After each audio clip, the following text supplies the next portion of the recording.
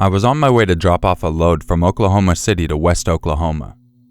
I was hauling an expensive load of appliances. It was around 7 p.m.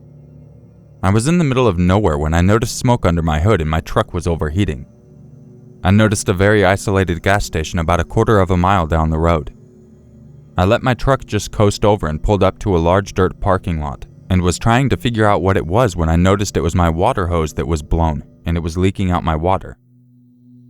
Now it was pushing 9 p.m. I had been working under the overheated truck for the last 2 hours trying to figure out what was going on. I had grease on almost every part of my body and I was trying to clean myself with tap water behind the gas station.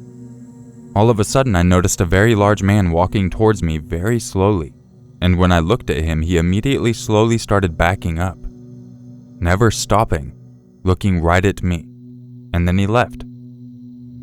I had no choice but to stay at this place. There was another truck parked next to me. Kind of a relief, I thought. I was not alone. The store closed at 10 p.m. and shut down all the lights, except for the pump lights. It was totally dark and wind was blowing very hard, and just woods around me, and the guy next to me was fixing up to leave and then left. I was all alone with an expensive load in an isolated place, no lights around with me. Fortunately, I fell asleep as soon as I went to bed. All of a sudden, I hear a loud bang on my driver's side door. I was scared because I didn't know why someone would be banging on my door. He banged harder this time and yelled to open the door that it's DOT. I looked at my phone. It was like 2:30 in the morning. I looked around and I didn't see any DOT vehicle. I slowly get up and was trying to hide myself without making any noise, trying to look outside. There was a big man wearing a cap and not looking up, just banging on my door. Open the effing door, it's DOT and I want to check your logbook. I noticed in moonlight he was not in uniform. I was scared to death when I noticed this was the same man that I saw earlier when I was using the tap. Open the effing door. He started pulling my door handle. I have a pair of bolt cutters in my hands and I'm shaking and praying to God. Then he gets even more angry and yells for me to open the door and that he's going to kill me, and he starts hitting my window with something. I have no doubt it was a large knife. All of a sudden a truck pulled up to the pumps and I pulled on my highway horn, blowing it until I got the driver's attention. He looks to my side and starts walking to my truck with a flashlight in hand. When this guy notices him walking, he suddenly stops and vanishes into the woods behind my truck. When he was close enough, I noticed that they were 2 drivers who must have been a drive team. I explained my story and they looked around for a few minutes, but found nothing, and said they were stopping for a few hours and they would park next to me. When daylight broke, I woke up and their truck was gone. I called my mechanic. When he arrived, I shared my story with him. He informed me that this part of town was very dangerous and to never stop here again, and gave me a creepy smile.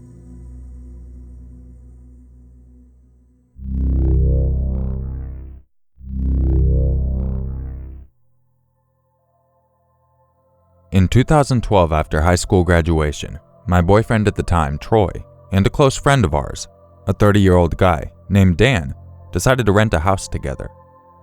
Troy and I had been together for 4 years, and we just thought it would be easier since we all had friends and jobs in the same town. I've always been a part of that group at school. I had lots of close friends and a good reputation. Troy was great at sports, extremely charming, but he had a reputation for having a bad temper.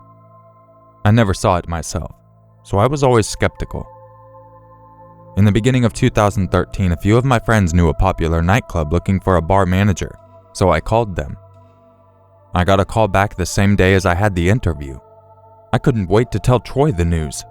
I was so excited. When he got home, I told him straight away. I thought he would have been happy for me. I watched as he started shaking his head in disbelief. He threw his work boots into the corner and bluntly said, "And do you think I'll ever allow you to work there? I don't date trash." He laughed as he walked off.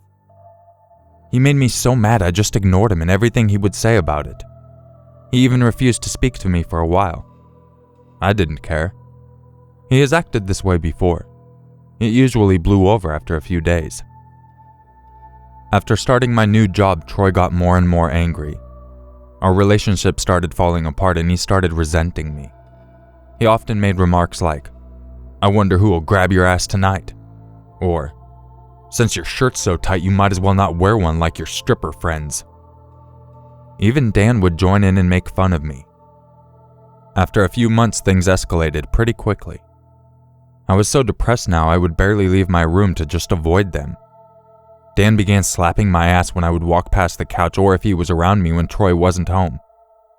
I told him to stop each time and he just acted like it was a joke. He told me to lighten up as if it was just a bit of banter. Weeks passed and things got even creepier with the both of them. Now, I am petite, about 5'7", and these guys towered over me, both very tall and big built. One morning as they were leaving for work, I woke up to go to the bathroom. I was still half asleep when Dan followed me in and cornered me as I was washing my face. He had his body squashing me over the basin and all he said was, "Now that you're a whore, you may as well be treated like one." Then he smiled and put his toothbrush back in the holder. I have always been a quiet girl. It's hard for me to speak up, so even then all I did was roll my eyes and wait for him to leave. I felt my heart drop. I was so angry and so afraid at the same time. I wasn't scared easily, but he terrified me. I was shaking. They were both very intimidating and they knew it.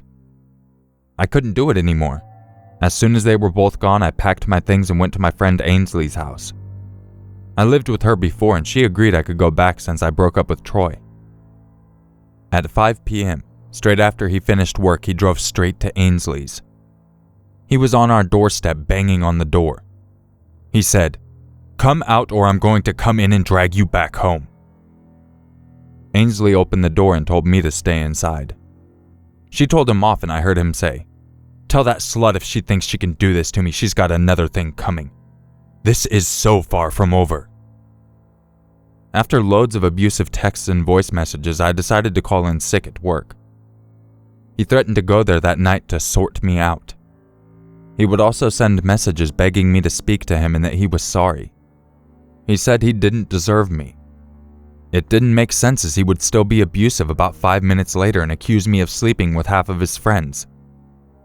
I followed Ainsley's advice and blocked his number. At around 10 p.m., Dan and Troy were constantly driving past. We made sure all the doors and windows were locked and the alarm was on. I slept in until about 5 p.m. the next day as my body clock was used to it. I had to be to work at 6 p.m. Work went smoothly. I had no issues and made sure security knew what Troy and Dan looked like so they wouldn't be able to enter. I got notified a few times about them being turned away. They were trying to start trouble at the door, but soon left when the police started to patrol. The night ended and I began walking back to my car. The street was empty. There was a strange silence. I walked up to my car and saw that every single one of my tires were slashed. I knew exactly who had done it. Since the main street was only a few blocks long and I lived just up the hill, I decided to walk. There were streetlights all the way, so I didn't think twice about it. Halfway home, I turned around to see 3 large men following me in black hoodies. I suspected it was Troy and Dan and some other guy trying to mess with me. They continued following me and were getting faster. I was planning to wave down a patrol car if I saw one, but once the club closed, they usually left the area as it was empty. I acted like I didn't notice them and kept walking. They were catching up to me fast, so I knew I wouldn't be able to make it home before they got me. I continued walking straight, trying to gain a little distance. Tears were streaming down my face at this point. Everything in me was telling me to run, but I knew if I did, they'd start running and I'd stand no chance. I thought quickly and calmly and walked into a stranger's yard. I began banging on their door impatiently, praying that they would answer. When they answered, I whispered, "I'm sorry, but I'm being followed by 3 men. They're going to hurt me. Can you please help me?" The elderly man let me inside, and from there I had calmed down enough to remember to call the police. He turned the front lights on and the 3 men crossed the street mumbling. The elderly couple comforted me until the police took me home. They arrested Dan wearing a black hoodie a few streets over, but nothing happened to Troy and the other guy. They didn't find them. Dan had a large hunting knife on his belt and was pretty enraged about me calling the police. He kept saying, "I wasn't the one that was going to hurt her." Everything he said was written in a police statement, and the texts and voice messages were used as evidence to get a restraining order. The police said I did the best thing that night. They had no doubt they would hurt me. I didn't either. I felt it. I knew it was going to happen. A few friends of mine had sent me pictures of a new tattoo across Troy's chest that said, "Take what's yours." They also have a few texts with him insinuating that I was going to be raped. He even said I needed to be left for dead. If I knew that, I never would have walked alone. All of this is a distant memory now. These days, I am a lot more careful. I always turn my alarm on and always lock my doors and windows. I'm just thankful that tires were the only thing that got slashed that night. I still thank God these strangers opened their door at the moment they did. If they didn't, I might not be here now.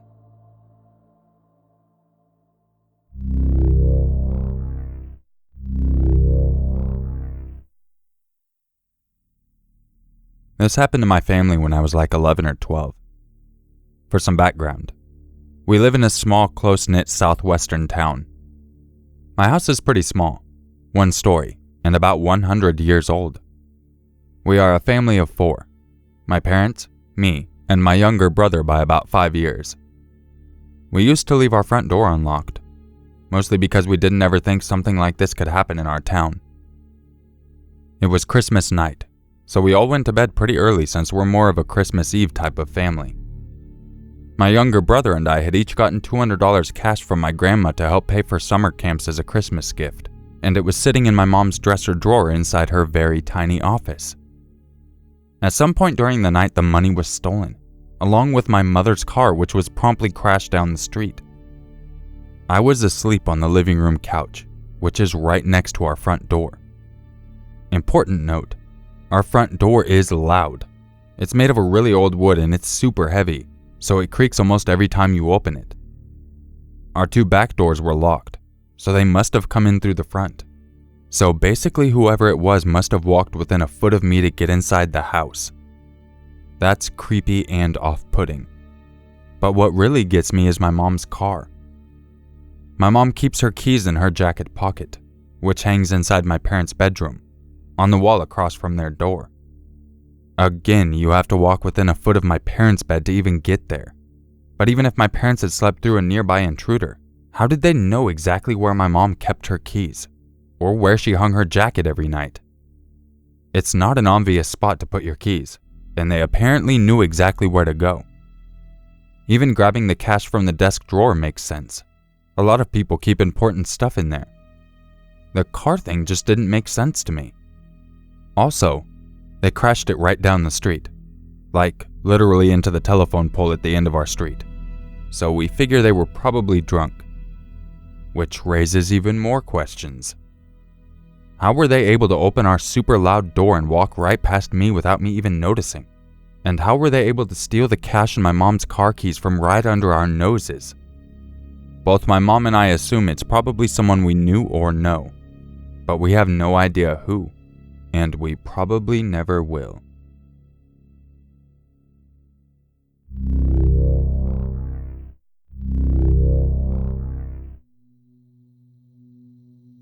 I'm 20, and this event happened when I was around 18. I live in a safe city in Ohio. Not really much happens here. It's quite boring. This happened on a snowy Friday night. My parents went out with some of their friends and they wouldn't be back until late. I loved having the house all to myself. I was able to blast music and bring my video games into the living room. Around 8:30, I decided to order some pizza. While I waited for my pizza, I played some video games. At around 9:15, my pizza came. From 9:15 to 11, I watched movies. After my movies, I decided to bring my video games back up to my room and get into bed and play them. The way the house was set up was, as you walk up the stairs, the first door on your left was my room, and my room had 2 windows. Where window 1 was placed, I was able to see the whole backyard. Where window 2 was, I was able to see the roof of the living room, So around 12:45, I heard a loud noise coming from my backyard. So I looked out my window and saw this guy dressed in all black just standing in my backyard. Let me tell you how tall this guy was. I had a shed in my backyard that was about 8 feet tall, and this guy was just about the same height. For about 30 seconds, I was just staring at this guy who was making eye contact with me. Probably a stupid move by me, but I opened my window all the way and get my phone, which was on my bed, and call 911 and tell them there's a man in my backyard and to get here ASAP. As soon as I hear sirens pulling up, this guy takes 2 huge steps and he's gone. I run to open the door and 2 officers go into the backyard and 2 stay to ask questions, and I tell them everything. The 2 in the back radio to the 2 up front and tell them to get back here as they found something. And what they found were footprints, the size of a 28-foot size. I'm exaggerating, but you get the point. They were quite large. They ended up searching my whole backyard and even in the shed. The craziest part is they followed the footprints about 10 feet, and they just disappeared. So for the rest of the month, they had a patrol officer sit outside of my house and a few more driving around my neighborhood. It's 2 years later and I still have a fear of being home alone and looking out my window at night and seeing that guy. I don't even know if I can call it a guy.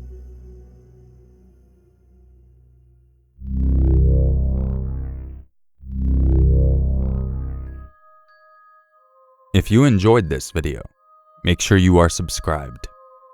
Yes, do it. Just do it. And if you would like to help support the channel and get a cool little badge, make sure you check out the support button that should be down by the subscribe button. Or it could even say sponsor. I don't even remember half the time. Sorry, guys. But if you click that and decide to sponsor the channel, you will get a cool little badge. And I'm also working on emotes. And you get a few other perks. So if it's something you're interested in, make sure you check it out. Or if you're just into getting the early access or my old videos, make sure you go check out my Patreon page. That's another option in case you were looking for something else, like my backlog of stories, which is like 55 hours of all of my unlisted videos, starting from when I first started, which are very cringe. I really appreciate everyone checking out this video, and I will catch you in the next one. Oh, and I'm also looking for more stories, people. I need some stories, and if you sent me one and you want to update it, maybe shoot me an email. Urmaker6260@gmail.com. You can also find that in the description. Send me some scary stories. I will catch you in the next video. Bye.